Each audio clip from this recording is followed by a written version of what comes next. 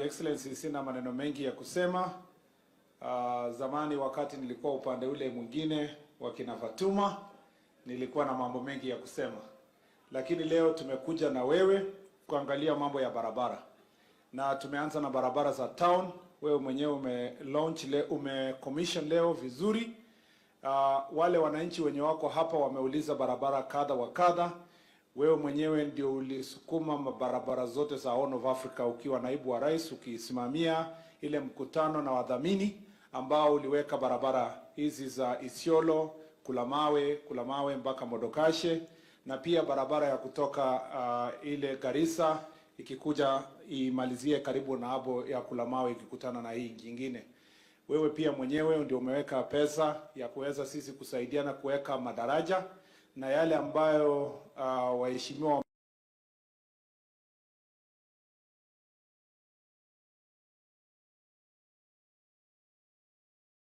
wameomba hapa, ikiwemo Murisha tayari kati ya hizi barabara za kwenda kutoka hapa Isiolo Kulamawe kuna kilomita 15 za kuingiza ndani ya kuenda mashule na mafamilia. Mimi nataka kuhakikishia ya kwamba tuko na uwezo ya kuongeza kidogo, pengine ipite hiyo kilomita 15. Tutaongea na yule contractor na wadhamini kutoka World Bank, ikiwezekana tuongeze kidogo, tusaidie jamii wenye wako hapa wapate maendeleo kuwafikia. Mheshimiwa Rais, tukifanya kazi hii yote tunafanya kwa sababu wao wananchi walikupatia nafasi kuongoza, na nafasi ya kuongoza inatoka Mungu na wananchi. Mimi nimekadhabishwa sana. Ukiona tunatengeneza barabara kilomita 1 tunatumia pesa kadri ya milioni 50 na milioni 80 ili kitegemea sehemu ambayo barabara inajengwa. Lakini unaona mtu kabisa ambaye anasema ati nia yake ni kupunguza gharama ya maisha, ameenda kuweka mataya kwa barabara, Your Excellency, na kuchoma ile barabara. Akichoma anaenda kwake. Saa hizo wananchi hawa kupitia fedha yao ya taxes wanaambiwa baada ya mwaka kesho tunafanya maintenance, tunatumia milioni 50, milioni 80. Ukiona barabara za Kisumu, Your Excellency, and I'm saying this because I no longer play politics. You gave me a job to make sure that we protect resources ya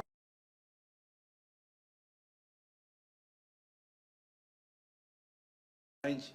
Barabara zimechomwa kwa Kisumu kwa ile mashimo imeharibiwa kwa sababu mtu ameenda kuchoma mataya. Juzi niliambia wa Kenya tutalipa kadi ya karibu nusu bilioni, 500 billion, kulipia barabara ya Expressway. Kuna wengine wanafanya mzaa hapo kwa barabara kwa mtandao kwa sababu hawaelewi ile machine zote za kusoma magari na kupitisha magari na kuhakikisha gari hii ninalipwa pesa ngapi. Those machines are not cheap. They are not like those sufurias they are putting on their heads. Those are very expensive machines ambayo sasa inagharimu taxpayer kulipia ule mwenye ameweka investment kwa hiyo barabara. Again, the people of Kenya, if you quantify only infrastructure, watu wa Kenya wanaweza kuwa wamepoteza pesa mingi sana, mabilioni ya pesa. Yet mtu anaenda kuchezea kwa barabara. Your Excellency, sisi tuna support ile kesi mwananchi wa Kenya alipeleka kotini wiki huu. Amestaki wale ambao walifanya maandamano kwamba watalipa pesa hizo zote. Kwa sababu mimi am one of the interested parties kwa hiyo kesi. Tumesema kama wizara tutaingia pale na tutasupport wananchi kuhakikisha pesa zao zimerudishwa na kulipishwa kwa wale wanafanya maandamano kuharibu mali ya umma. Kama mtu anataka kusema ile anasema, kuna bunge, kuna anaita mkutano kama hii, lakini awache kuchoma ile resources ya wananchi wa Kenya. Ya mwisho, Your Excellency, nataka nikushukuru kwa sababu umeshika mkono hawa viongozi.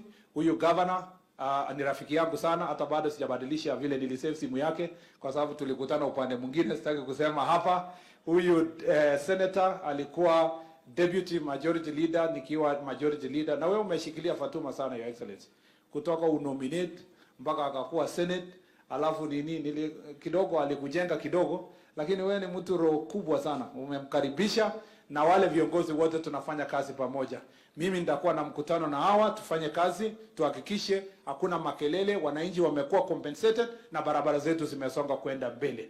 Watu wa Isiolo na wapenda, nitarudi tena kuendelesha kazi ya rais. Asanteni sana na Mungu awabariki.